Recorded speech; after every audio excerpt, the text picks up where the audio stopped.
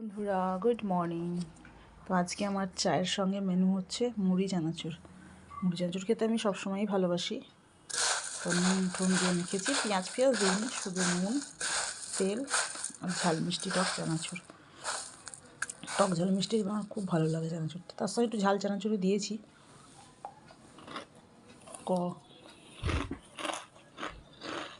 অনেকেই আমাকে বলে যে মুড়ি চানাচুর এত ভালোবাসিস। আমি বলছি হ্যাঁ, আমাকে ভাত না দিয়ে মুড়ি চানাচুর দিলেও আমি মুড়ি চানাচুরই খেয়েই সারাদিন থেকে যাবো।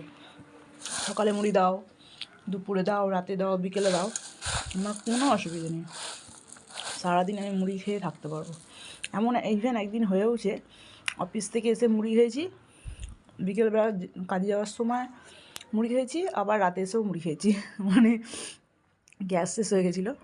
তো এই হচ্ছে ব্যাপার।